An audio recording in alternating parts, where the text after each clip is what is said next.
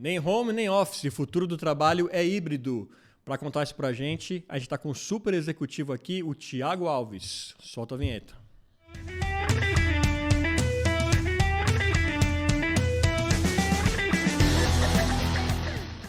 Dia, tarde, noite, seja o que for, seja muito bem-vindo aqui a mais um episódio do podcast Ponto de Fala. Isso mesmo, sempre trazendo para vocês pontos de vista que merecem um ponto de fala. Mas antes de a gente começar mais uma super conversa aqui com vocês, eu quero pedir, se inscreva aí no canal se você ainda não fez, deixe seu like, comentário, acione o sininho da rede social, assim você não perde nenhum papo que vai ao ar aí todas as terças e quintas aqui no nosso canal. E lembre-se, galera, estamos agora também no Apoia-se. Clica aí no link na descrição, apoia.se/ponto de fala. Saiba como ser um apoiador do canal, ter vantagens exclusivas, ainda conhecer bastidor, participar da nossa reunião de pauta, é muito bacana. Então estamos esperando vocês. Vamos falar de muita coisa bacana aqui também, sobre o mundo corporativo, essa história agora de home office, trabalho híbrido, tem que voltar para o escritório. E para falar disso, um cara que tem uma super experiência aí nesse mercado, ele que foi de torneiro mecânico a CEO agora de grandes empresas. Estou falando dele, Thiago Alves. Tudo bem, meu cara? Tudo bem, um grande prazer estar aqui. Pô, o prazer é meu. Muito bem-vindo aqui ao nosso estúdio do Ponto de Fala. Agora vamos iniciar essa história do começo, né? Eu quero que você conte essa história, porque a gente sempre imagina um CEO de uma empresa, aquele cara que foi sempre escolado, né? Estudou nas melhores escolas, fez as melhores faculdades. Você teve um começo humilde, né? Como que foi essa trajetória, Thiago? Olha, interessante. Só antes eu queria fazer um parênteses aqui. É tão bom, gente, gravar um podcast perto de casa. Tá vendo? Porque assim, eu tô tão acostumado a rodar o Brasil inteiro para gravar, e hoje quando eu olhei o endereço, falei, nossa, somos vizinhos, né? Quase 1 quilômetro de distância, né? Deixa eu dar uma voltinha um pouquinho maior, é muito legal. Uma delícia, é verdade. Aqui. Cara, meu início, minha jornada, ela é marcada aí por vários pontos diferentes. Assim, eu vim de uma cidade muito pequena de Minas Gerais, de 4 mil habitantes, onde a gente não sabia o que era cidade grande. Né? E morar em São Paulo aí com 11 anos de idade. Então, aquilo já era uma mudança muito grande, uma família muito pequena, né? De uma cidade pequena. Então, tinha aqueles medos todos da minha mãe, do meu pai, de você chegar quase que pré-adolescente numa cidade grande como essa.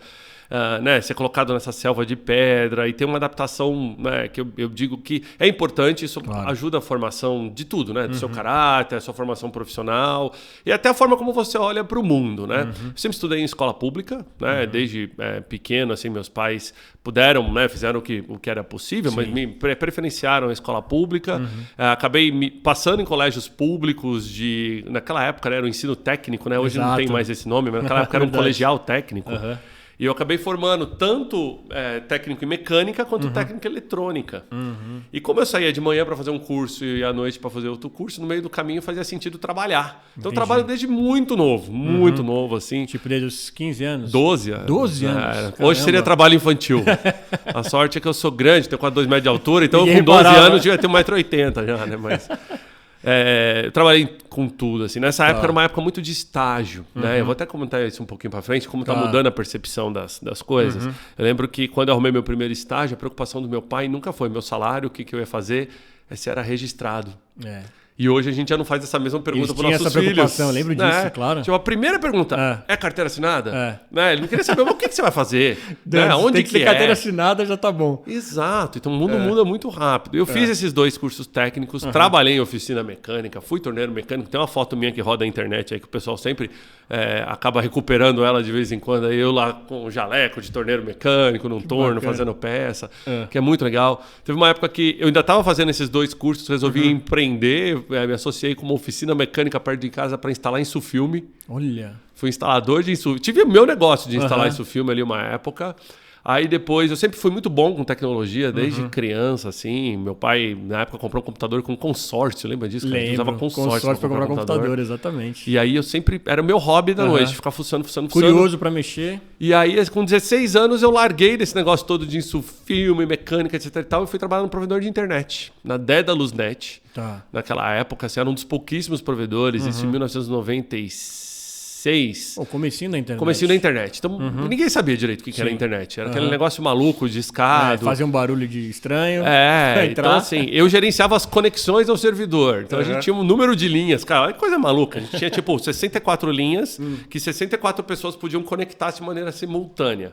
E a minha função no provedor de internet era monitorar todas essas conexões e ver se alguém não estava travado e desconectar a pessoa ou dar o suporte técnico. Aquilo ali me ensinou demais. Primeiro, que como a internet era muito incipiente, quem usava a internet era um público bem selecionado ainda. Totalmente. Né? Segundo, que na época tinha um convênio ali com um consulado, se não me engano, da Hungria. Então eu tinha duas opções, ou falar húngaro ou falar inglês. E eu tinha 16 anos, inglês, escola pública, né? Não tinha... E foi um negócio onde eu comecei a estudar bastante, estudar em casa, não, preciso falar. E foi uma língua que eu peguei basicamente sozinho ali, estudando, jogando videogame, assistindo filme e falando com os húngaros ali no provedor. Fui estudando e fui fazendo esse estágio, fui estudando esses dois colégios, passei também na faculdade pública, fiz engenharia mecânica, na verdade fiz tecnologia em processo, complementei engenharia mecânica, também em faculdade pública, então eu sempre tive que conciliar faculdade, estudo e trabalho. Nessa época eu já migrei totalmente de área, porque eu já tinha dominado essa minha função no provedor de internet, estava aprendendo bastante sobre tecnologia, só que como eu estava indo para essa área mais técnica de faculdade, né, também tinha aquele demôniozinho da direita que ficava falando, você tem que ir para sua área, você tem que ir para sua área. E aí eu lembro que até hoje eu cheguei um dia no provedor de internet, eu estava bem lá, eu falei, olha, eu quero sair. O cara falava, por quê? Você não está feliz? Tal. Pô, a gente tem um plano de carreira, mercado de tecnologia vai bombar. Né? Na época a gente nem falava tanto assim como a gente fala hoje. De mercado de tecnologia. Mercado de tecnologia, era processamento de dados, lembra? Total, né? E eu falei, não, eu tenho que ir para minha área, tal, eu tenho que estagiar na minha área. E fui buscar coisas na minha área, tal. E acabei entrando na área de serviços patrimoniais. Eu fui assumir a parte de serviços de segurança de prédios. Olha. E eu tinha uma vantagem, né, cara? Com 2 metros de altura, você passa em qualquer pré-seleção para segurança, né? Esse então, é o cara. Esse é o primeiro. Perfil. Tá ali. Não precisa de muita coisa, né? Mas eu trabalhei como segurança noturno. Segurança mesmo. Porque minha faculdade era de manhã. E por ser pública, você não tem a facilidade de troca de horário e tal. Você tinha que cumprir pelo menos 4 semestres antes de poder trocar de horário. Entendi. Então a opção que eu tinha era ou trabalhar à tarde, né? Ou trabalhar à noite. Então eu falei, vou trabalhar à noite. Eu dormia dia sim, dia não, porque era aqueles turnos 12 por 36, sabe? Cara. Foram assim durante 2 anos, cara. Mas, cara, você aprende a levar. Aprende a levar. Jovem é mais fácil, né? E fui trabalhando nessa área. Dessa área de segurança noturna, eu migrei para a área de gerenciamento predial. E aí fui aprendendo como funcionava um prédio como um todo. E eu tinha ali meus 20 anos e já era supervisor de operações de prédios na Faria Lima. Então, assim, prédios que você tinha grandes bancos, JP Morgan, né? Vários bancos, Telefônica na época, tudo mais. Um prédio de coração para a empresa. Estava na sua mão. E eu já estava ali rodando. Prédio que tinha fabricação de gelo durante a noite para você queimar durante o dia. Prédio que já tinha, naquela época, usos de sistemas de energia mais sustentáveis e tal. Então, aquilo para mim, como jovem e ainda estudando, né? Assim, era o estado da classe, assim, estado da arte. Você estava aprendendo na prática tudo ali. Aprendendo na prática, assim. Eu coordenava uma equipe, eu cheguei a ter quase que 18 funcionários entre manutenção do prédio, gerenciamento técnico do prédio inteiro. A gente tinha o que a gente chamava de central de operações. Aquele prédio que eu gerenciava foi o primeiro prédio do Brasil a ter o que a gente chamava de BMS, Building Management Software, né? O System. Um sistema de gerenciamento predial. Então o prédio era gerenciado por um computador. Cara, isso lá em 99, ali. 2000, você imagina, não é? E tudo, o ar-condicionado era regulado. E olha que caso interessante. Tinha um inquilino naquele prédio, que era uma empresa gringa, que alugava escritórios, que chamava Regos. Olha. E eu cansei de atender de madrugada, de lá, tanto de BOs de ar-condicionado. Nessa época já estavam aqui, olha só. Já tá no Brasil desde 94, na verdade. E isso era 99. E aí trabalhei com isso. Nisso eu fui trabalhar numa empresa americana de gerenciamento de instalações, que foi o normal, né? Fiz carreira nessa empresa. E aí, essa empresa pertencia a um grupo que chamava Grupo Senco no Brasil. E o Grupo Senco era um grupo muito conhecido aqui por o fundador, o Ricardo Semler, que foi um grande empreendedor dos anos 80, escritor de livro, virando a própria mesa e tal. E a Senco era meio que uma empresa facilitadora para que multinacionais chegassem no Brasil. Ela fazia aquelas famosas JVs, né, as Joint Ventures. Né? Então ela pegava a empresa gringa e falava, olha, quer entrar no Brasil? Eu conheço do Brasil, você não conhece nada. Então fazia uma sociedade e entrava. E aí eu fui trabalhar na Senco. Quando eu fui trabalhar na Senco, abriu muito a minha cabeça. Porque na Senco eu tinha que fazer de tudo. Literalmente de tudo. Assim. Trabalhei comercial, finanças, RH, operações, vendas, front-end, back-end. Vende para cliente, vende para investidor. Isso era muito legal na Senco. A Senco realmente era uma empresa que você não tinha cargo, o organograma era lápis. Isso lá nos anos 2000. Isso que eu estou imaginando, isso não é agora. Lá atrás já era assim. O organograma era lápis. Imagina, eu era um moleque, tinha os meus 19, 20 anos. E eu sentava do lado de presidente de multinacional. Entendeu? Ele já tinha um escritório compartilhado naquela época, que era bem legal, assim, o conceito. O que a gente só não chamava de coworking, porque não tinha essa terminologia. Mas era o que a gente chamava de escritório virtual, de escritório compartilhado. E era muito bacana. E aí a Senco estava montando uma startup na época, que chamava Senco Manutenção, que era uma empresa que ia ser desenhada para fazer manutenção bancária, né? Para manutenção de bancos. E aí ela tinha acabado de conseguir um primeiro contrato, ainda não tinha nem funcionário, mas já tinha um contrato, tinha que montar essa operação. E tinha um CEO e um VP, e aí eles começaram a montar essa operação. Então eu fui ali o terceiro, o quarto funcionário a entrar nessa empresa. E ali eu ajudei a fazer tudo, de desenhar o uniforme, ao montar o sistema que a empresa ia rodar. Como eu tinha esse background também de tecnologia, exatamente. Eu olhei e falei, cara, a gente precisa montar um software aqui para gerenciar esse negócio. Um monte de técnico com carro na rua. E, cara, pensa, lá nos anos de 99, 2000, você não tinha o que você tem hoje de acesso de tecnologia de smartphone, de GPS, nada disso. de nada. Então, você rodava um software como desse, como base no Access, acesso remoto. Assim, Jovens, façam pesquisa no Google para vocês entenderem tudo isso. Cara, você colocar um GPS num carro de um técnico e monitorar onde o carro estava, era tipo o estado da arte da tecnologia. Eu lembro que quantas vezes a gente mostrava assim, uma tela, não era nem Google Maps, porque naquela época ainda não tinha, você mostrava uma tela com aquele mapinha de São Paulo, com um monte de técnico espalhado assim na cidade, e aí quando alguém ligava, você falava, qual que é o técnico mais perto? A menina saia correndo na TV, olhava, falava, é esse. Esse era o nível de automação que bacana, você conseguia ter naquele nível. Só que o negócio escalou e foi muito rápido. Então, de 4 funcionários, rapidamente a gente tinha 3 mil funcionários, atendia quase que 15 mil pontos no Brasil.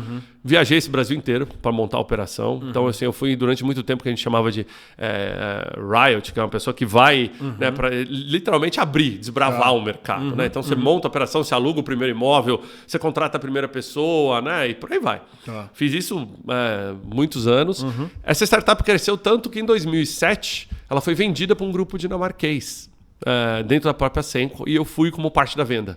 Né? Então, eu já era o executivo. Leva o Thiago junto. Eu já era o executivo da empresa, já era o responsável pela empresa. Então, nessa compra, eu acabei assumindo a empresa dentro desse grupo. Legal. Grupo dinamarquês, muito bacana. Assim, os caras tinham uma filosofia bem diferente de uma empresa brasileira.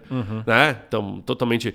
Foi o meu primeiro contato com empresa europeia. Que até então tinha trabalhado numa empresa americana, a Senco, que é uma empresa brasileira, empresa europeia, cabeça totalmente diferente. São multiculturais, estão acostumados com essa diferença. De língua, de fuso horário. E tudo bem, né? E tudo bem. Que é diferente do americano, que é diferente até do brasileiro. Sim. Né? A gente mesmo não está ali acostumado a lidar com isso. Imagina, né? E foi muito interessante porque essa empresa me abriu a porta da internacionalidade assim, do trabalho. Então, eu fiquei 2 anos cuidando dessa empresa do Brasil, cresci e fui para a América Latina. De América Latina eu fui para a Ibéria, Portugal e Espanha. Olha. E assim, cara, temos um projeto internacional, a gente está participando aqui de uma concorrência para o mundo inteiro para prestar serviços para, sei lá, vou dar um nome qualquer aqui, uma HP. Preciso dar uma apresentação lá nos Estados Unidos e eu ia representando, cara, tipo 26 países. Entendeu? Apresentar minha região, falar onde a gente estava presente, você negociar contratos globais. Isso era muito legal.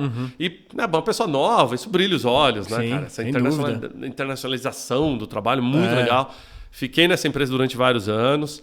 Em 2012 eu tirei um sabático dela. Eu com a minha esposa a gente estava buscando aqui temas mais familiares. Ela estava grávida, a gente queria. Eu viajava igual você pode imaginar, né? Doido. Parava em casa. Não existia trabalho remoto naquela época. Existia o conference call, né? Você ligar. Sim. Naquela época que você ligava e só. Não tinha videoconferência e tal. Existia Skype, né? Você tinha como fazer. Mas não tinha a qualidade que tem hoje. Não era imediato. Né? Então, era muito difícil. Muito difícil. Não existia. Você não cogitava uma reunião internacional que não fosse presencial. Não. Né? Exatamente. Regional, mesmo assim, era meio que mandatório, mas você não cogitava isso. Então, esse sabático foi muito legal, porque eu pude acompanhar o nascimento do meu filho, ficar um tempo. Foi a época que eu mudei aqui para essa região, então foi legal. Aprendi a fazer uma série de coisas em casa que eu não tinha a menor ideia, morando sempre em apartamento. Você tem que desenvolver habilidade tendo em casa. Né? Morar nessa região que a gente mora aqui requer você cuidar de tudo. Você aprende a fazer manutenção de telhado, de caixa d'água, por aí vai. A lidar com todos os tipos de animais possíveis que vêm. Calha, nossa senhora. Coisas que só quem mora em casa sabe. E aí, no final de 2012, eu falei, cara, preciso voltar para o mercado de trabalho, né? Nesse sentido, tal. Não tô com a vida ganha ainda para falar, vou ficar o resto da vida sem fazer nada. Não tem como, Eu até quis flertar com o mercado de consultoria, que é uma tendência normal dos executivos, né? Tipo, sai de uma grande empresa, vira consultor. Mas eu não queria isso para mim, porque eu falei, cara, eu acho que não, acho que eu tenho muito a aprender ainda no mercado corporativo. Tá. E foi muito engraçado porque tinha uma empresa que eu conhecia, americana, e eu sempre fui muito ativo em mídia social, sou até hoje. E eu mesmo gerencio meu próprio perfil e tudo mais, então não terceirizo. Tá. E eu tinha um bom perfil no LinkedIn e eu entrei em contato com um desses americanos que cuidavam da empresa. Eu falei, olha, legal, tua empresa, se estiver precisando de alguém para cuidar da América Latina, tal, eu fiz um sabático, parei, agora quero voltar para o mercado aqui. Ele falou, vem pra cá, vamos bater um papo. Fui embora pra Milwaukee, a empresa chama Johnson Controls, fantástica, assim, empresa americana, bicentenária, pouca gente conhece, uma empresa de bilhões de dólares. Ela fabrica de tudo, de banco de carro a baterias. Então, por exemplo, banco Recaro, bateria Eliar, até ar-condicionado Hitachi, York, até manutenção predial. Então, assim, ele dá um range, né, de produtos gigantesco. Tá. E foi muito bacana. Fiquei ali na Johnson muitos anos, cuidei de América Latina. Lá fora ou ficou aqui Fiquei mesmo? Aqui no Brasil, que era um dos pré-requisitos. Eu queria parar de viajar um pouco. Tá bom. Entendeu? Porque para poder ver os meninos crescerem e tal, é difícil. E aí, mas mesmo assim, né, cuidando de América Latina, você viaja. E aí comecei a viajar de novo e tal. E foi muito legal esse tempo na Johnson. Só que aí, olha que história interessante. Lembra que eu falei para vocês que eu trabalhei numa empresa como segurança e tinha uma empresa que locava um andar da Faria Lima, chamava Regos. Sim. E na Johnson eu era cliente da Regos. Eu tinha escritórios com a Regos, principalmente na América Latina, para poder expandir. Tá. E eu tinha os produtos da Regos virtuais. Então, por exemplo, eu chegava lá na Colômbia. Minha reunião é 2 da tarde, preciso dar uma trabalhada de manhã. Como a Johnson era uma empresa de planta, de indústria, você não tinha muito escritório. E muitas vezes a planta é longe do aeroporto. Sim. E aí você tem uma reunião no centro da cidade, você chega de manhã, você pensa, se eu for até a planta para trabalhar, depois tem que pegar um táxi, tudo voltar, esse tempo perdido é muito grande. Então eu usava os escritórios da própria Regos. Eu ia para Regos no centro, trabalhava até dar minha reunião. Eu já marcava uma reunião na Regos e tudo mais. E aí chegou um dia que eu tinha uma pendência para resolver com a Regos de crescimento. A gente estava precisando botar mais escritórios e não estava conseguindo crescer. A Regos não tinha os pontos que a gente precisava. Aí eu entrei no LinkedIn, sempre falei de mídia social. Falei, cara, vou procurar aqui quem que cuida de América Latina. Aí cheguei lá, procurei, não achei. Falei, não tem ninguém aqui. Pelo uai, você já percebe o background mineiro. Né? Ficou guardado aí. Esse eu não perdi. Eu perdi o sotaque, mas o uai não. Não tem ninguém que cuida de América Latina. Deixa eu procurar quem cuida do Brasil. Fui lá, falei, não achei ninguém que cuida do Brasil. E aí, nisso, eu achei o fundador da empresa, que fundou a empresa lá em 1989, que ainda é o Global CEO da empresa e tal. Mandei uma mensagem para ele. Falei, olha, eu acho muito legal o seu produto. Acho muito legal. Eu acho que é o futuro do espaço de trabalho. Mas, né, sou cliente, estou tentando crescer. Estou tentando buscar quem são as pessoas de vocês da América Latina, os executivos, não estou encontrando. Talvez você está precisando com alguém com mais expressão comercial, ser encontrado nos dias de hoje. E mandei essa mensagem, cara. No outro dia me ligou a diretora global do RH. O que você quer dizer com esse e-mail? Foi muito engraçado, até conta um pouquinho dessa história. Depois eu vou falar um pouquinho do livro que eu escrevi. Tá. E aí eu falei assim, não, olha, eu acho que tem que ter. Eu suspeito que não tem ninguém. Que senão eu teria encontrado a pessoa. Né? Então, assim, se não tiver ninguém, se estiverem procurando alguém, é um business que me atrai. Que eu gosto, que eu acho que é bacana, que eu acho que é o futuro. Bom, no final das contas, 4 meses depois, estava começando na Regos, como executivo para toda a América Latina. Que bacana, cara. Para cuidar. Que cara de pau, entre aspas, bacana essa, cara. Então. Que... E sabe o que é interessante disso? Porque foi um paga para ver, sabe? Você tá falando isso? Então vem pro lado de cá. Né? Entendi. Mas é interessante porque muitas vezes a gente acha que a nossa carreira é levada para um lado onde que é difícil se desviar. Olha quantas coisas eu já fiz ao longo da vida. Pois é. Entendeu? De tecnologia a instalar isso filme, ser torneiro mecânico, a segurança, gerenciamento predial. Quando eu entrei nessa área de patrimônio, eu achei que eu ia ficar sempre ali. Sim. Porque eu olhava os players e falava, esse cara saiu daqui para cá, desse para cá, desse para cá. São as mesmas pessoas, só mudam de empresas. Sim. Eu falei, cara, será que eu quero ser mais um que só vai ficar mudando de empresa? Então eu falei, cara, preciso mudar de mercado. E isso foi muito legal, porque quando eu vim para a Regos, apesar dela ser uma empresa do mercado imobiliário, eu não falo com o mercado imobiliário, eu falo com todos os tipos de clientes possíveis. Sim. E isso abriu muito a minha cabeça. Então, quem é meu cliente? Qualquer empresa. Qualquer empresa que precise de escritório. E todo mundo precisa de escritório, todo mundo precisa de espaço para trabalhar. Isso foi muito interessante. Eu vim para cá com driver de crescimento, exatamente, até porque eu desafiei esse crescimento. Tanto na América Latina quanto no Brasil. Deu certo, tanto que eu tô aqui até hoje, né? Tô há 8 anos, completei recentemente, agora em agosto, 8 anos de empresa. Passamos aí de uma operação pequena na América Latina para uma operação razoável. Pra você ter uma ideia, quando eu cheguei, a gente tinha menos de 30 pontos. Hoje temos 72 no Brasil, então já duplicamos de tamanho. Legal. Só que em metragem, né? Quase que triplicamos de tamanho, porque muitas vezes eu cresço o número de pontos, mas cresço também o espaço, né? Entendi, espaço físico mesmo ali. E principalmente uma renovação do produto, do brand, da imagem, do posicionamento, que foi muito importante, porque a gente vive hoje a era das mídias sociais, a gente vive hoje a era da presença digital, a gente vive hoje a era do marketing de influência. Não, hoje não dá mais para ficar escondido, hoje não dá. Então, eu cheguei bem no momento que precisava fazer isso. E que chegaram muitos concorrentes nesse setor também, né? Também. A gente não tinha concorrente naquela época. A Regos era sozinha, basicamente, e pequenos coworkings. Era isso que existia. O mercado foi se profissionalizando, novos concorrentes chegaram, que é bom, o mercado que tem concorrência é bom. E era o momento que você tinha que botar a cara.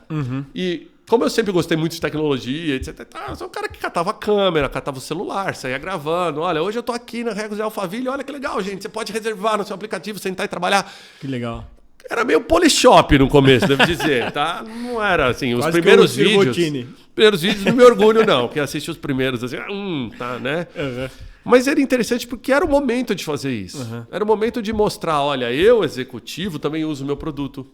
Eu, executivo, também vendo esse produto. Eu, executivo, também estou aqui para te ouvir se você for meu cliente. Eu brinco muito com o pessoal que tinha uma época que a gente lidava muito com o ponto assim, um cliente vai reclamar, ele vai falar, a gente é uma empresa internacional, 126 países, então o cara vai falar, e muitas vezes ele tem todo um atendimento ali, padrão, etc. Pô, eu quero humanizar esse atendimento com o cara, né?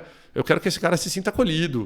E muitas vezes o cara me encontra nas mídias sociais. Então ele vai lá no LinkedIn, que é muito fácil de encontrar executivo, e fala, pô, Thiago, olha, me ajuda com isso aqui, eu estou em tal lugar, tal. Muitas vezes, cara, eu já cheguei a receber demandas, por exemplo, de regulagem de ar-condicionado.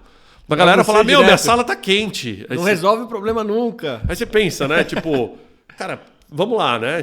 Se você tá tendo que chegar até mim para falar que tua sala tá quente, é porque toda uma cadeia aqui de contatos não deu certo. Ficou para trás. Então vamos tentar entender, mas primeiro vamos esfriar essa sala. Primeira coisa. Né? Então, atende o cara, né? E eu gosto dessa humanização, porque eu tô na Regos porque o Global CEO foi comigo aberto e recebeu a minha mensagem, né? Então, se o Global CEO, bilionário, fundador da empresa, é um cara acessível, por que eu não vou ser?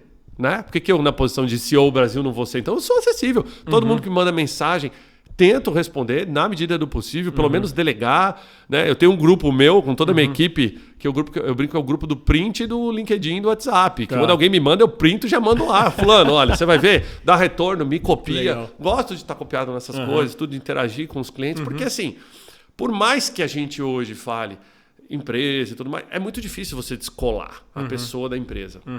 E eu cheguei num ponto onde eu fui criando tanto conteúdo em torno de trabalho, de espaços de trabalho, que ficou até difícil de separar o Thiago da Regos e vice-versa. Né? E do Spaces, que é uma outra marca nossa. E tudo. É isso que sabe quando você tem um sobrenome corporativo? Isso faz manter o negócio legal, eu acho, pra você, entendeu? Com não certeza. Fica só aquela coisa, putz, né? Muita gente pensa, pô, vou virar CEO, vou ficar só com aquelas coisas chatas, pepino, burocrática pra resolver. Você tá mostrando que não, né? Você pode viver o negócio na essência mesmo. Não, e pensa o seguinte, CEO é o cargo mais solitário que tem. Porque com quem que você troca? Você não tem par.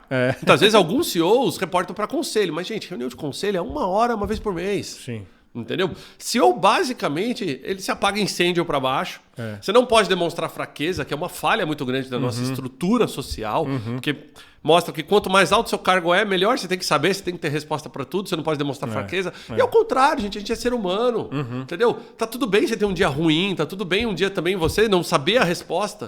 Quantas vezes tem funcionário meu que me pergunta as coisas e fala, não sei também. E aí, vamos ter que procurar a resposta nas duas, porque se eu tiver todas as respostas, eu não aprendo mais. E eu só consigo aprender no momento que eu assumo que eu não sei.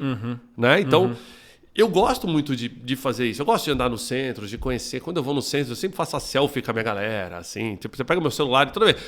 Fui para Brasília semana passada, toda unidade que eu fui, a gente tem 4 lá. Vem cá, galera, uma selfie. E é engraçado, tem gente que não me conhece. Tem gente que começou agora e tal. Aí fica até um pouco com vergonha. Né? E a selfie comigo, eu vou e posto em rede social. Aqui. E aí, assim, nem pergunto se pode postar. Postei. Tá aqui a selfie com a galera. Tal. Exatamente pra... Pô, cara, humanizar isso e ver que pelo lado de cá, independente do seu cargo, do seu tamanho... Você não deixou de ser ser humano. Exato, entendeu? E a gente passa por muitas dificuldades. E aí, cara, veio essa exposição de mídia social toda, veio a Covid. Isso que eu ia te perguntar, cara. A Covid, ela foi um MBA de curto prazo. Estou tirando toda a questão sanitária de lado, né? Mas é MBA para o mercado de trabalho.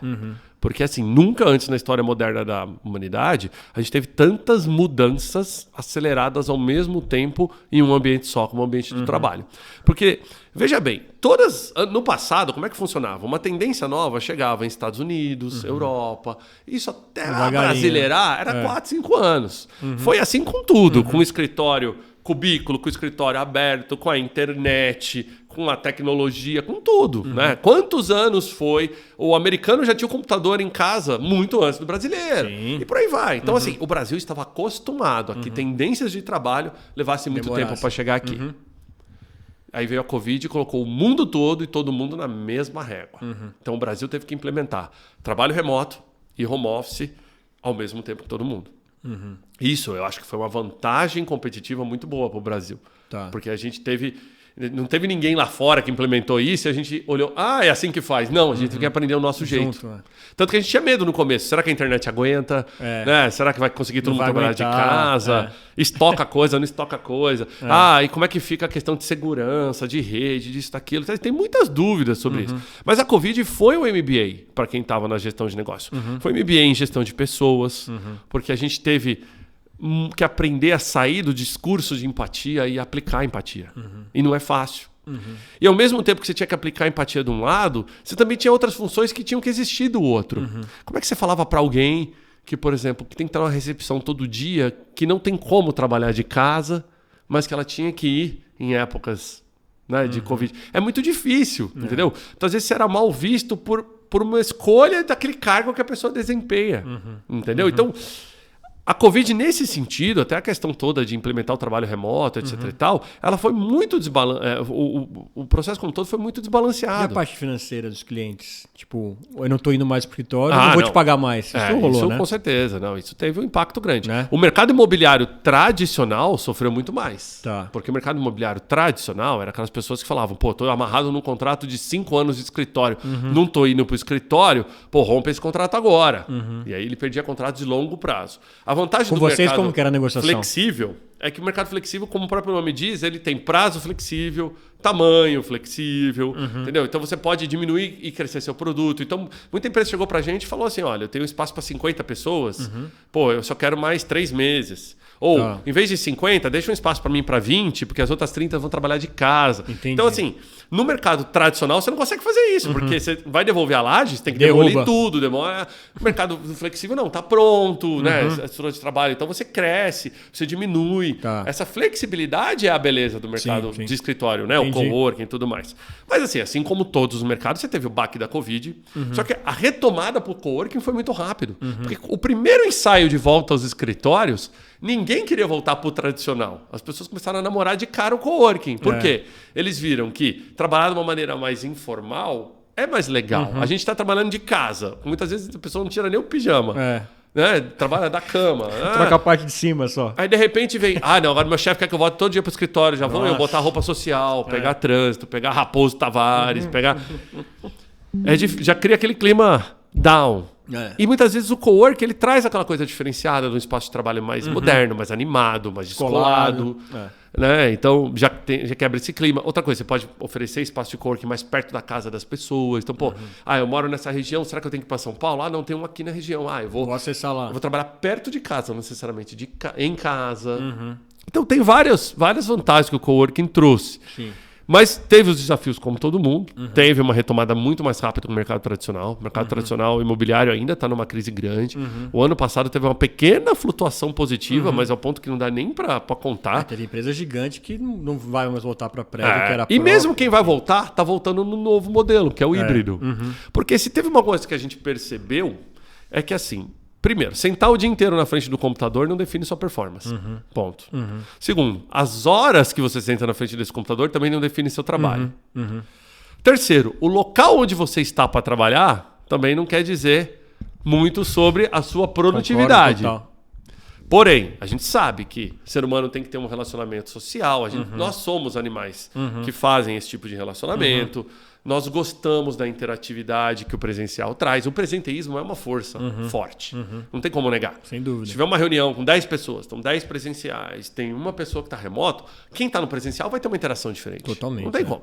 O presenteísmo é bom, desde que eu não coloque uma flexibilidade que foi conquistada e percebida como benefício. Porque esse é o maior ganho do trabalho remoto e do home office. Aliás, curiosidade, porque não sabe, home office é um termo em português. Em inglês é work from home.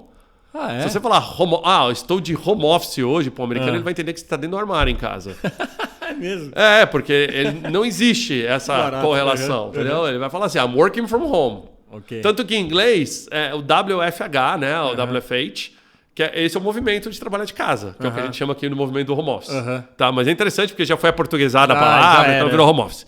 Pronto. Mas o home office, as pessoas aprenderam que flexibilidade é uma arma muito poderosa na guerra por talentos. As pessoas perceberam que, muitas vezes, antes eu não olhava para flexibilidade, eu olhava primeiro para quê? Para salário e para cargo. Agora eu quero olhar, lógico, para o salário, afinal de contas ninguém quer trabalhar de graça, mas eu quero olhar para o tempo livre que eu tenho, para o propósito daquilo que eu faço, para a minha flexibilidade, porque flexibilidade é um sinônimo direto de confiança. Se eu deixo você trabalhar no seu horário, se eu deixo você fazer as suas decisões, eu estou demonstrando confiança no colaborador. E isso, gente, confiança é um dos pontos que mais engaja colaborador. Todo mundo fala de cultura, temos que fomentar a cultura. Então volta todo mundo presencial, aí bota todo mundo fechado numa salinha, com o chefe marcando horário de ponto, de chegada, etc e tal. Cara, você só bota a cultura na entrada do prédio lá escrita e acha que resolveu. Acabou, entendeu?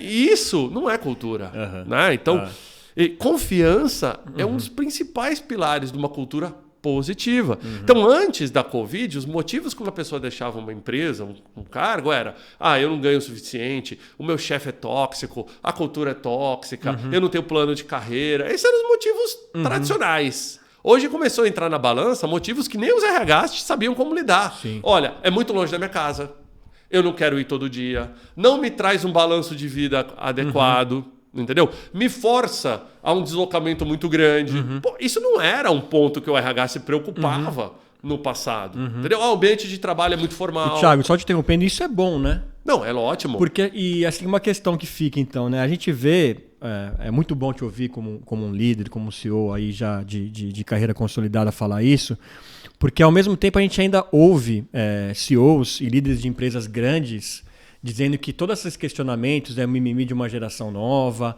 ou dizendo que o presencial precisa voltar porque senão as pessoas não se concentram. Por que você que é um CEO, tem outros CEOs que ainda pensam diferente e acham que as pessoas têm que estar lá o tempo todo e acham que esse negócio de caos, a propósito, ou não estou bem aqui, ou de até a pessoa quando tem um burnout é mimimi. Por que tem gente que ainda pensa assim, você acha? Infelizmente, ou felizmente, dependendo do ponto de vista, o mercado de trabalho tem que passar por transformações. Por que a liderança tende à volta ao presencial? Primeiro, se eu não te vejo, eu não sei se você está trabalhando. Esse é um primeiro tabu que a gente precisa quebrar. Por quê? Porque a gente não está acostumado a medir produtividade. A gente vem de uma geração e de uma legislação que mede o quê? Jornada e horas. Sim. Que dias da semana você trabalha. Você vai pegar a tua carteira de trabalho... Olha, o Thiago é contratado de segunda a sexta, das 8 às 18. Em nenhum momento na carteira de trabalho estava escrito, vou falar um pouquinho mais sobre isso, estava escrito o que o Thiago tinha que entregar como produtividade. Então, se a geração nasceu e foi moldada por comando e controle, ela tem essa tendência a querer voltar para o presencial para aplicar o comando e controle. Eu sou da geração que o chefe passava no setor dando uma volta para ver quem está. Assim. Não, e eu vou pegar esse teu exemplo que ele é perfeito, porque é o seguinte, imagina... Todo mundo volta para o presencial. Por que a liderança também força a volta ao presencial? Porque é uma questão de status para a liderança. Porque se você tem um departamento com 10 funcionários, você é o chefe, chegou, trabalhou na tua mesa, viu todo mundo, oi, gente, bom dia. Você é o chefe, tá ali. O pessoal vai vir, pedir a benção. Oi, chefe, tudo bem? Vai lá, tal. Por mais, independente do teu nível de liderança e do teu estilo de liderança. Você vai saber quem chegou atrasado, quem não chegou, ok. Imagina que tá todo mundo remoto. Todo dia você é o chefe, abre uma ligação de vídeo com os 10. No 5º dia já todo mundo de saco cheio. Exatamente. Desculpem o termo, meninas, mas assim, já vai estar todo mundo assim, pô, de novo esse cara. Olha como é diferente. No presencial a gente aceita um comando-controle que no remoto a gente não aceita. Por quê? Porque a gente assume que no remoto eu deveria ter a confiança do meu chefe.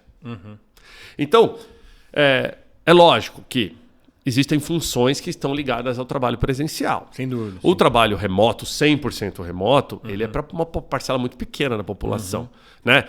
Se a gente pegar as 10 profissões que mais empregam no Brasil, só 2, que é assistente administrativo e auxiliar administrativo, podem ser feitas no modelo híbrido ou remoto. Todas as 8 que sobram são presenciais. Operador de caixa de supermercado, motorista de caminhão, operador de máquina, que são funções que ainda não tem como executar essa função. Sim. Né? De maneira remota. Não quer dizer que ela não possa ter um tipo de flexibilidade, mas, mesmo assim, ela ainda depende do ponto físico ali. Então, se a liderança quer a volta ao presencial, mas as pessoas não querem estar amarradas, qual que é o melhor dos mundos? Aí a gente acaba na discussão, tema até do meu livro que eu lancei no meio da pandemia, uma jornada que eu acho que eu nunca imaginei fazer, escrever livro e tudo mais, que é nem home, nem office.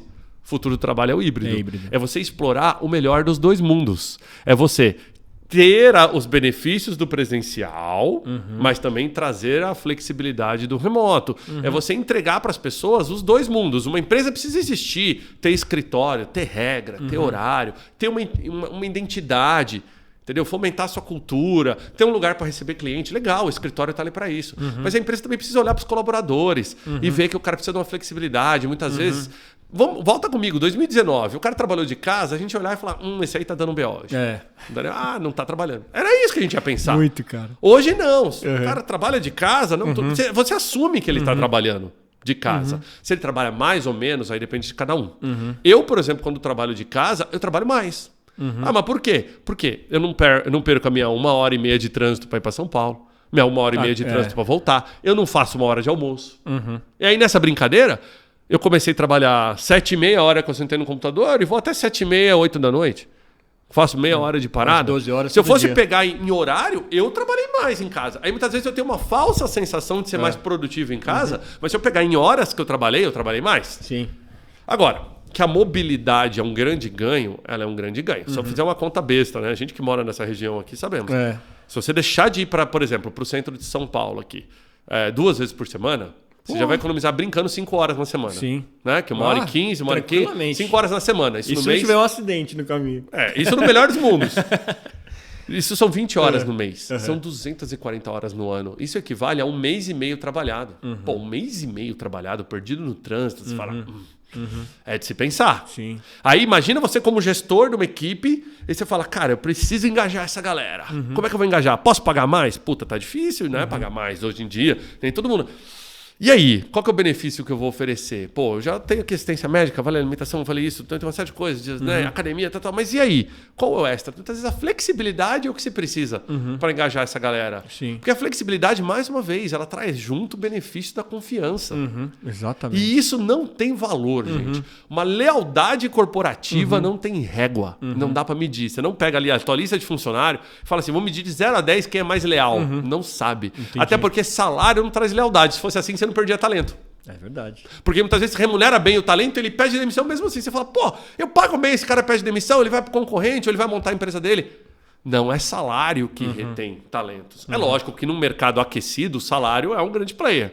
Mas não é salário somente que retém talento. Eu conheço muitas pessoas que preferem ficar ganhando menos, mas ter a flexibilidade de poder trabalhar de casa 3 vezes por semana, ter a flexibilidade de poder levar um filho na escola, ter a flexibilidade de poder ir numa academia na hora do almoço, tem que estar preocupado em estar meio-dia e voltar. Eu acho que só a flexibilidade do horário já é uma puta vantagem. Assim, eu nunca entendi porque todo mundo precisa sair ao mesmo tempo 7 da manhã de casa, né? Porque eu não posso ter o cara chegar às 10 e sair um pouquinho mais tarde, chegar às 11 e sair um pouquinho mais tarde. Porque existia um conceito canônico do horário comercial. Exato. Isso foi quebrado na pandemia, que é muito legal. Convenhamos, o horário comercial durante a pandemia acabou. Você não dava mensagem 8 da noite, 9, tinha resposta. Mas tinha um estado de exceção. Isso não pode acontecer sempre, até porque nós temos uma lei, não podemos esquecer. O Brasil tem a lei do trabalho que é presencial, tem a lei do teletrabalho, que foi regulamentada em 2017, e em 2022 o Brasil, à frente de muitos países desenvolvidos, tem uma lei do trabalho híbrido. E a lei do trabalho híbrido permite flexibilidade de horário, flexibilidade de jornada, não sobrepõe regimes entre presencial e teletrabalho, que era um risco. Qual que era o risco antes? Você não podia ter esse modelo híbrido, porque a lei não permitia isso. Ou você era presencial, ou você era teletrabalho. Entendi. O juiz ia julgar uma causa. O cara tropeçou em casa e quebrou a perna. É um acidente do trabalho ou não é? Deixa eu ver o regime dele, presencial. Pô, mas no presencial quem cuida é a empresa. Mas ele está trabalhando de casa. Olha que imbróglio jurídico. Nossa. Entendeu? Então, assim, a lei do trabalho híbrido veio para tirar boa parte de uma zona cinza que existia e trouxe uma modalidade que eu acho que para o Brasil vai ser o futuro do trabalho, que é permitir a contratação por tarefa e produtividade. O que é isso? É eu poder contratar o Thiago e falar assim, Thiago, eu estou te contratando para me entregar 20 podcasts no mês. Tá bom? Tá bom. Tá aqui o teu salário. Acabou. É como um projeto, é como se fosse um grande PMO, assim. Exato. Né? É o que o PJ está acostumado, está trazendo para cá. E isso é bom. Tá. A PJ é uma das coisas que a gente discute também. Muitas vezes as pessoas não querem o CLT mais por causa disso. A pergunta que meu pai fazia lá atrás, CLT? Não existe mais. Entendeu? Eu quero trabalhar numa empresa que tenha propósito, eu quero trabalhar numa empresa que não polui o meu ambiente, eu quero trabalhar numa empresa que não tenha storytelling furado, eu quero trabalhar numa empresa que eu compre o storytelling dela, mas que seja real. E aí eu quero ter esse tempo livre, essa flexibilidade. Né? E eu estou olhando para o salário como renda, não mais como salário. Né? Então, está mudando. E isso já era uma tendência. Só que a gente mapeava essas tendências até 2030. A Covid fez isso. Todo mundo teve que implementar tudo muito rápido. 2023 ainda é um ano de aprendizado. Porque até 2022 a gente ainda tinha aquele volume de vacinação em massa, muita coisa. A gente está vendo aí notícias de grandes empresas falando, olha, eu acho que 100% remoto não está dando certo. Volta para o escritório alguns dias por semana. E aí a gente viu nascer uns modelos... Vai para casa, cara. Nasceram uns modelos malucos, né? Tem um modelo do TQQ, né? Que é terça, quarta e quinta. Então o pessoal trabalha de casa segunda e sexta, que é o normal. Todo mundo pensa no final de semana alargado. E pensa também que é os dias de mais trânsito, de repente. Aí o que aconteceu? Terça virou a segunda, porque o trânsito de segunda migrou para terça. Quinta virou a nova sexta, porque o happy hour era na quinta, o trânsito de sexta migrou para quinta, então sobrou a quarta para a gente trabalhar. Né? Então, o TQQ é engraçado, porque é um modelo híbrido, mas ele é um modelo híbrido um pouco ineficiente, porque durante 3 dias o escritório é o Lollapalooza, lotado, cheio de gente, e durante 2 dias... Então o ideal não é fixar dias. Tem vários modelos, tá? Tem modelo que é... Escolha do funcionário. O funcionário escolhe o dia que ele vai. Aí você delega para os funcionários. Olha, eu te recomendo ir para o escritório 2 vezes por semana, 3 vezes por semana. Mas você escolhe o dia que você vai. Tem um modelo que é por função. Olha, todo mundo que é gerente pode 3 vezes por semana ficar em casa. Supervisor 2, não sei. Aí depende. Tem um modelo que é por departamento. Marketing vem terças e quintas. Operações vem segundas e quartas. Por aí vai. Eu, particularmente, não gosto muito disso. Eu acho que cria culturas diferentes. Porque você fica todo mundo só na sua área, praticamente. Até porque a maioria das empresas já tem 2 culturas e não sabe, né? Que é a cultura de quem estava antes da Covid e para quem chegou depois. Porque todo colaborador que foi contratado remoto, ele pertence a uma cultura diferente do que quem estava antes. Sim. A cultura da galera antes é outra. E aí você tem um último modelo aqui que é percentual do tempo, que é muito comum. As empresas definem, olha, 60-40, 60% escritório, 40% casa. Aí você faz sua autogestão. A verdade é que assim, todos os modelos funcionam desde que você tenha uma política bem escrita, validada e bem comunicada. Não esperem que o bom senso do funcionário vai ter régua. Muita gente usa na informalidade, daí não funciona, né? Tem vários erros em implementar o trabalho híbrido, né? Primeiro que o trabalho híbrido tem 5 conceitos, você acertou na veia quando você falou. Horário flexível, jornada flexível, localização flexível, que é casa e escritório, remuneração flexível. Se tudo é flexível, como é que fica a gestão? Por performance. Aí eu vou pegar, a grande maioria das empresas não sabe fazer gestão por performance ainda. E como ele não consegue medir por performance, ele acaba deixando todo o resto quadrado. Então, é difícil, não é fácil, entendeu? Implementar, eu quero me livrar da folha de ponto. Olha, se livrar da folha de ponto é possível. Mas como é que você mede seus colaboradores? Como é que você paga? Eu pago por jornada, eu pago por horário. Entendeu? Então você vai tentar o ponto por exceção, que é uma boa. Eu só marco quando tiver uma hora extra. Que é um pouco mais tranquilo do que ter que marcar todo dia, toda hora. Entendeu? Tem que evitar o Bossware. O que é o Bossware? Aqueles softwares que fazem monitoramento se o funcionário está trabalhando à distância. Nossa senhora. Esses dias foi notícia aí de uma menina que colocou dava uma tecla por hora. E ela colocou a garrafa de água em cima do teclado.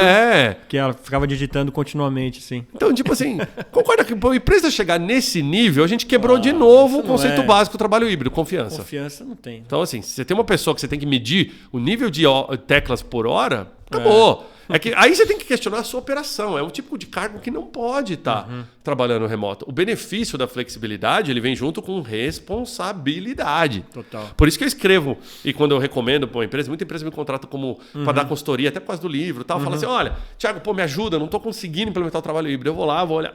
Peraí. Política é a primeira coisa que você tem que trabalhar. Comunicação é a segunda coisa. Terceira, não assuma que você sabe, top-down, como tem que ser feito o trabalho híbrido. Pergunte às pessoas. Muitas vezes o que você acha que é o maior benefício não é o que as pessoas estão percebendo. Então, muitas vezes, eu estou para te falar que o benefício que as pessoas mais percebem é o horário flexível. Tá. O horário flexível ele dá mais jogo no primeiro momento, do que até a localização flexível. Sim. É que a localização flexível ela foi normalizada. E então criou-se essa régua comum. Trabalhar de casa, tudo bem. Todo mundo viu, funciona, etc. A gente parou de pedir licença para entrar na casa das pessoas. A gente já sabe quem tem cachorro, quem tem filho, quem tem onde o cara trabalha, se é do quarto, se é do estúdio. Né? Não é? Exatamente. Foi isso que aconteceu. Agora, o que não funciona? O que não funciona é a empresa está implementando um híbrido, só que os executivos vão todo dia no presencial. Por que não funciona? Porque aí quem está no híbrido se sente mal. Pô, meu chefe vai todo dia, eu não vou? Exatamente. Uma outra coisa que não funciona. Isso rola muito, hein? Caramba. E lembre-se, gente, a liderança, por status quo da nossa sociedade, ela é mais antiga. É uma geração Y, uma geração de baby boomers, até dos millennials também. Sim. Mas é a geração que foi condicionada a cérebro, casa, eu descanso, cérebro, no escritório, eu trabalho. E aí... 3 anos de Covid não foi o suficiente para pagar 20, 30 anos de experiência do cara. Entendeu? Então, assim, por isso que a liderança, muitas vezes, acha que é mimimi das novas gerações, mas não é. Sabe qual a geração mais se beneficia do trabalho híbrido? Quem é pai. Total. E quem é pai não é a geração nova.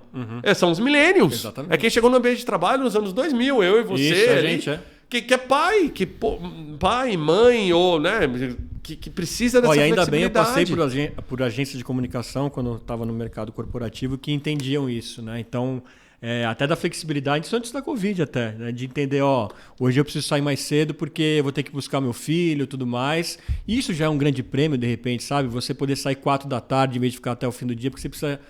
tá em casa mais cedo, sabe? Não, e assim, a gente fala de muita coisa, muitas vezes, diversidade, inclusão, mas as empresas são rígidas com relação ao horário, etc. Aí você tem ali, ninguém pensa, mas e a sobrecarga materna, como é que fica? Então, assim, se você não implementar o trabalho híbrido, você não vai conseguir até ajudar mães, né? Que infelizmente tem, até pelo nosso machismo estrutural, digamos, essa sobrecarga materna, que a gente tem que combater, lógico, mas...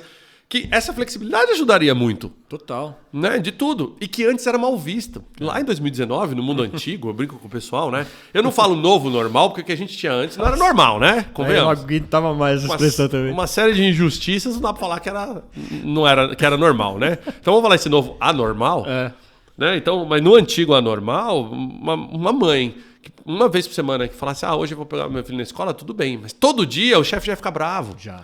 Então, assim, essa flexibilidade de horário, ela é importante. Só que ela só pode vir se eu tiver uma política que deixa claro essa flexibilidade. Porque não pode confundir flexibilidade com libertinagem, que eu faço o que eu quiser. Sim, não. A mesma coisa, quando eu vou para o escritório, a minha ida para o escritório tem que fazer sentido. Fui para o escritório, fiquei o dia inteiro em reunião virtual. Fez sentido? Não fez. Aí eu vou para o escritório...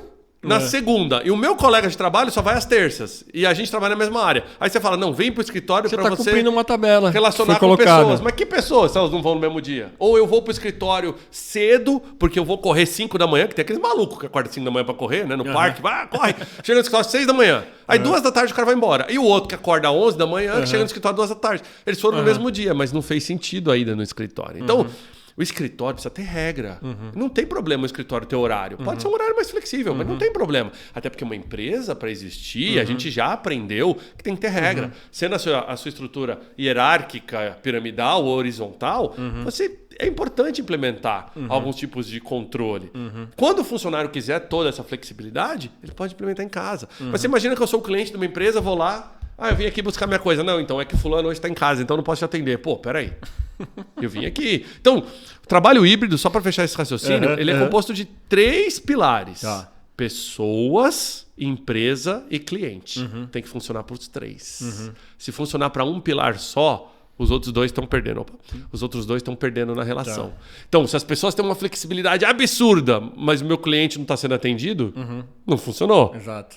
A flexibilidade é boa, meu cliente está sendo atendido, mas a empresa não consegue fazer funcionar, dar lucro, etc. Com isso, não funcionou. Então tem que funcionar para os 3, até porque o trabalho híbrido ele tem uma vantagem, ele ajuda a reduzir custo, ele ajuda o meio ambiente. Pô, a gente calculou aqui 240 horas no ano que a gente não vai para o escritório. Converte isso em CO2 do carro que eu deixo de emitir. Multiplica isso pela sua base de colaboradores. Olha quantas toneladas de emissão de gases a gente deixa de poluir. Né? Deveria ser mais propagado, inclusive. Não, com certeza. Né? Eu faço um trabalho com a Audi, né, desde 2020, durante a pandemia. Eu sempre tive carro elétrico, sou early adopter de tecnologia. O que vocês imaginar que lança de bugiganga em site chinês, eu compro. Tá com você. Tanto que tá taxando o pessoal por minha causa. Acho que de tanta compra que eu fiz, aí o pessoal deve estar taxando. Desculpa, pessoal. Viu, gente? Mas eu sempre comprei. Eu gosto muito de tecnologia, sempre gostei. Quando lançou o primeiro carro elétrico no Brasil, foi adepto.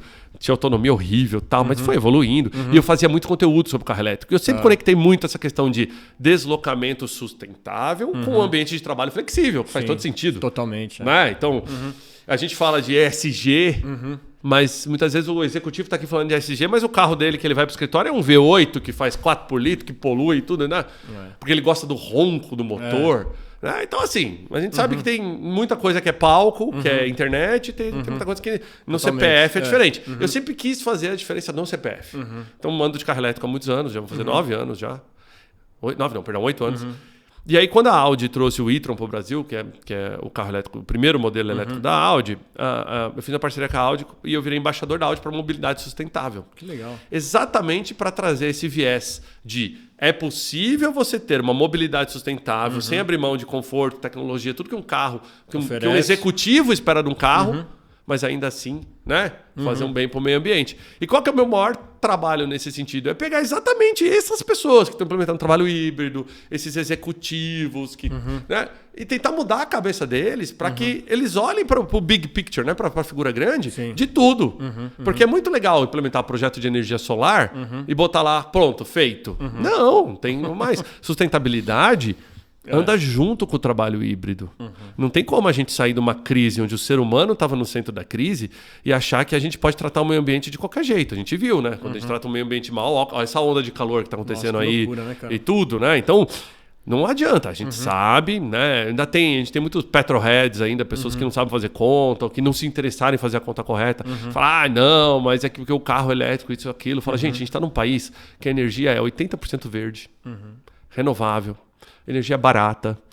Eu estou andando com esse carro elétrico de carro elétrico há 8 anos. Se eu paro para fazer a conta da minha pegada de carbono, com energia solar em casa e tudo mais, cara, eu tô para te falar que assim, tem anos-luz à frente de muita gente, muita empresa. Porque assim, eu rodo bastante. Né?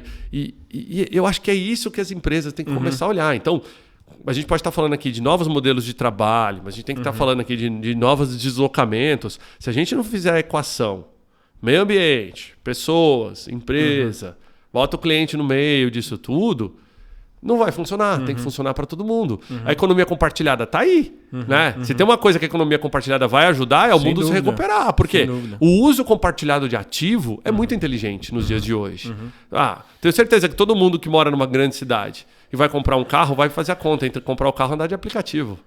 Porque, eu tenho... Cada vez mais. A gente tem uma geração que não quer mais dirigir também, então, é o uso compartilhado de ativo.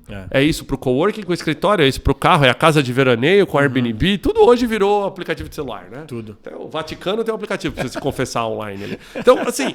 muita coisa a gente precisa começar a olhar de uma maneira diferente. Então, a gente tem aí o Rota 2030, que é um projeto no Brasil que vai ser bem legal, assim, se for implementado corretamente, né? Todas as montadoras estão migrando para essa linha de carro elétrico. Os prédios comerciais estão aderindo. Hoje você vai na Faria Lima, não tem um prédio que você não acha um carregador de carro elétrico. Antes você tinha que caçar, né? Então, assim, eu vivi a época que era tudo mato. Né? Não tiramos o mato porque não seria sustentável. Mas agora tem uns carregadores no meio do mato aí. Ainda falta muita infraestrutura. Sim. Mas, cara, precisa demais. E precisa trazer isso para o CPF. Então, em 2020, eu assumi esse cargo com a Audi. E continuo trabalhando bastante nisso. Agora, recentemente, eu assumi como diretor da pasta de ESG do Instituto Brasileiro de Mobilidade Sustentável. Que bacana. Exatamente para trazer mobilidade sustentável para a pastinha do ESG. Porque quando o pessoal fala de ESG, muita gente traz só o E, né? Só o environment, só o meio ambiente. Sim. Eu vou um monte de evento de ESG, meio ambiente. Você fala, ué, mas também tem o S, tem o G, muita gente esquece e tudo mais. Pô, o trabalho híbrido joga nas 3 letras, entendeu? Pô, a mobilidade sustentável joga nas 3 letras. Pô, vamos começar a trazer mais esse bate-papo. Então, é um movimento recente. E foi uma coisa engraçada, eu falei sempre de mídia social aqui, né? Então, sempre fui muito ativo. Lá em 2020, quando veio a Covid, aquele fatídico, acho que 16 de março, né? Vai para casa, isso vai durar 15 dias, né? Você achou que ia durar 15 dias? Até o fim do mês a gente volta. A gente pensou, cara, precisamos digitalizar o nosso conteúdo. E como deu para perceber um pouquinho, eu sou um cara que fala bastante. Aí eu pensei assim, cara, vou chamar alguns clientes para fazer live. Eu sempre gostei de fazer live. Eu já fazia muita live antes mesmo da Covid. Ser febre, né? Então, antes de virar febre, eu já fazia. Tinha uma base consolidada. Falei, cara, vamos trazer essa galera para cá. E eu lembro que até hoje, que a primeira live que a gente fez na pandemia foi tipo dia 20 de março. A gente botou um brasileiro que estava lá na China, um que estava na Europa, um cara nos Estados Unidos, eu aqui, e a gente falando de como estavam as diferentes ondas da Covid, a abertura e fechamento em cada região. E essa foi uma live que bombou na época no LinkedIn, que é um ambiente que pouca gente faz live, até porque não era muito costume e tal. E a gente começou a trabalhar com a live. Acabou que eu migrei e desde 2020 também assumi um programa na Forbes para fazer. Eu li sobre isso. Forbes Live, que tem lá já. Estou indo já para o 4º ano de programa, né? Desde 2020. Onde eu entrevisto executivos, presidentes de empresa, fundadores de startup, para falar tudo o que acontece no mercado dele. Sim. E isso é muito legal, porque para mim é um networking muito bom. Bem, você tem o dom, né? Desculpa interromper. Você tem o dom de falar, desenrolar as ideias. Então é um ótimo âncora, tem gente que né? chama dom, tem gente que chama falar pelos cotovelos, mas se entende. Mas é um ótimo âncora, com certeza. E aí e é muito legal, porque assim, isso para mim é um dos melhores aprendizados. Eu devo ter feito, entre as minhas lives e as lives da Forbes, eu acho que já umas 540 lives ao longo desses 4 anos. Cara, quando que em 2019 você ia falar para mim, Thiago, você vai tirar toda semana 2 horas da sua semana para conhecer alguém novo, perguntar como é que está o mercado dele, entender como é que o mercado dele funciona, como é que o business dele funciona e fazer esse networking. Eu falar para você, cara, eu não tenho tempo. CEO, e-mail, não dá. E é isso que eu faço toda semana. Faço no digital, de vez em quando eu faço no presencial. Eu prefiro fazer as lives, até hoje eu prefiro fazer ela no digital. Eu acho que funciona melhor. Até porque eu, como operador da live ali, né, como âncora, gosto de ter muita interação com a audiência. Então, o pessoal que segue na Forbes, quem não seguir, segue aí, ó, tanto no YouTube quanto no LinkedIn da Forbes. Vamos deixar o link na descrição. A gente está sempre lá, toda sexta-feira, 11h30 da manhã, ao vivo lá. E é muito interessante, porque muda a nossa forma de olhar para tudo. Então, o pessoal fala assim, Thiago, mas a pandemia digitalizou o networking? Talvez. Eu ainda aposto muito no networking presencial. Cafezinho. Ou no networking de qualidade. Então, eu faço um networking online com outros executivos, mas eu faço um networking de qualidade. Eu não estou mandando e-mail frio. Pô, cara, quer conhecer mais da Regos? Né? Clica aqui, saiba mais. Não. Né? Antes de fazer uma live, eu faço uma pré-live, eu converso. Tem aquela 1 hora de bate-papo sobre a pauta. Aí nós vamos para a live, a gente faz aquela live. Depois tem aquela troca de WhatsApp e tal. Olha que relacionamento de qualidade gente você não conheceu, hein, cara? que a gente constrói. Entendeu? E isso é muito legal. O ano de 2022, final do ano, tive uma surpresa que foi muito grata, né? Fui eleito um dos 30 CEOs mais admirados do Brasil. Quando que eu ia pensar num negócio desse? Até porque assim, a Regos é uma empresa grande, a gente fatura quase R$500 bilhão no Brasil, tudo bem. Mas ainda não é as empresas gigantescas que a gente vê. E nesses prêmios sempre foram as mesmas empresas. Sempre as mesmas maiores empresas, entendeu? Então foi até engraçado, porque eu fui lá para receber o prêmio assim, e falei, nossa, né? Tipo, não é o mesmo porte da empresa, mas por quê? Você traz essa visibilidade, essa humanização do teu perfil, essa acessibilidade, ó, fala comigo que eu te escuto. Sem abrir mão das suas crenças, sem abrir mão daquilo que você defende. Eu sou um cara que defende a pauta de sustentabilidade, defende a pauta de diversidade, de inclusão. Puxa a orelha sim. Já fiz várias lives onde a pessoa falou, vou de terminar a live, eu ligar a mão para ele e falar, cara, posso te dar um toque? Posso, esse seu discurso é machista. Falei, não falei na live, mas é machista. Reveja. Entendeu? Que bacana. Pensa bem, eu também tenho que me reconstruir. A gente vem de uma geração que tinha um machismo estrutural. Totalmente, mas, cara, eu tenho que me reconstruir e tenho que ter liberdade para poder falar para as outras pessoas também. Né? E assim, nem todo mundo sabe levar um feedback desse. Ainda mais de outro executivo.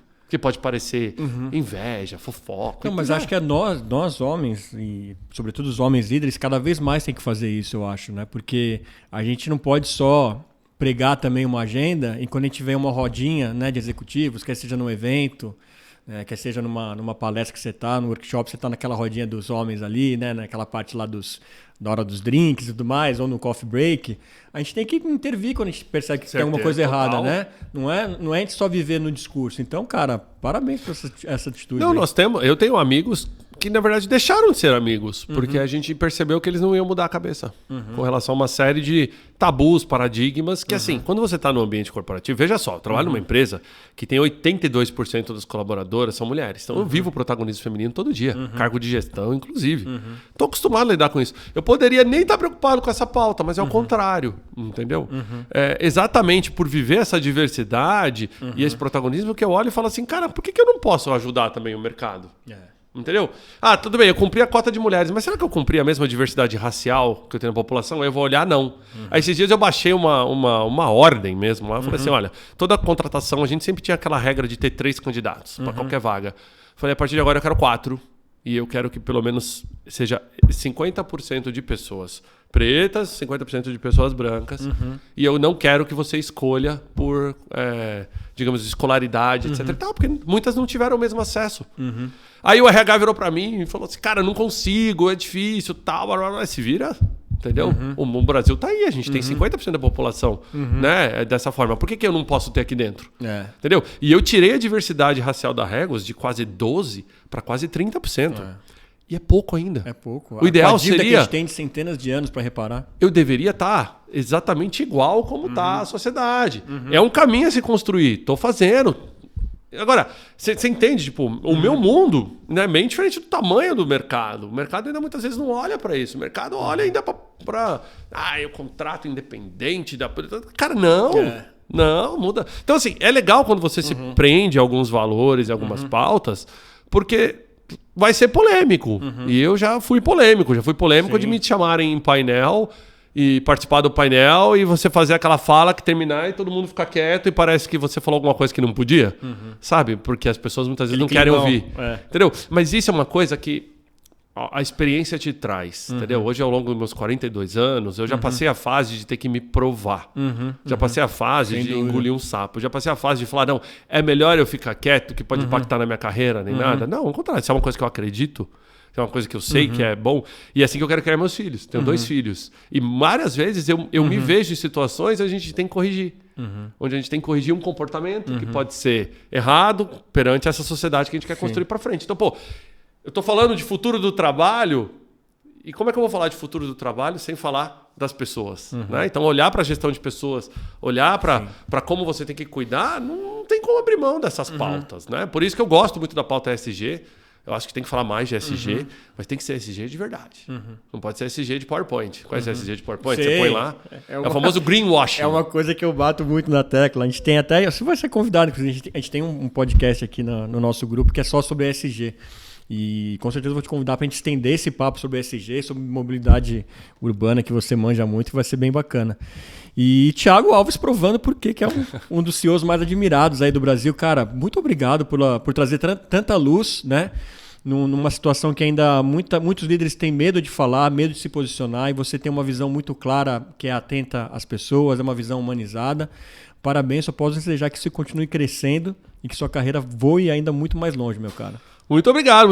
Um prazer estar aqui. Queria deixar as mídias, quem quiser seguir. Isso que eu ia te pedir agora. Deixa as mídias aí, a gente vai colocar também na descrição, mas deixa porque a gente também tá no Spotify, então tem gente só ouvindo. Boa. Quem estiver ouvindo, então, é Thiago, sem o H, dessa versão brasileira aí, é Thiago Olhes. Você me encontra no Instagram, no Facebook, no próprio LinkedIn, né? Procurar por Thiago, Regos, Spaces, Brasil também você me encontra. Thiago da própria Audi você me encontra também. Então é muito fácil de achar. Queria deixar uma mensagem final, posso? Claro, por favor. A gente falou muito de futuro trabalho e falamos de trabalho híbrido. Certo. E na minha opinião, daqui um pouquinho a gente vai riscar o nome híbrido desse futuro. Por quê? Vai ser tão normal a gente trabalhar de uma forma mais flexível que eu não preciso mais chamar de híbrido. Isso vai ser o normal. Então daqui para frente, quando a gente falar de como você trabalha, eu não preciso mais explicar, não, meu trabalho é híbrido. É trabalho normal. É trabalho, isso vai ser o normal. Que legal, tomara. Eu sou um defensor aí desse novo momento do trabalho, que continue assim e as pessoas passem a entender, influenciando cada vez mais seus liderados também. Obrigado, viu, Thiago? É isso, um grande abraço. E obrigado a vocês aí que acompanharam mais um episódio aqui do Ponto de Fala. Não se esqueça, corre aí para se inscrever no canal, deixe seu like, seu comentário. Se tiver alguma pergunta aí, pode deixar que depois a gente caminha também para o Thiago. E não se esqueça que a gente também está no Apoia-se, apoia.se/ponto de fala. Vem com a gente, sabe como ser um apoiador do canal e ter vantagens exclusivas. Eu sou o Fernando Tuller, esse foi o Ponto de Fala. A gente se vê no próximo. Até lá.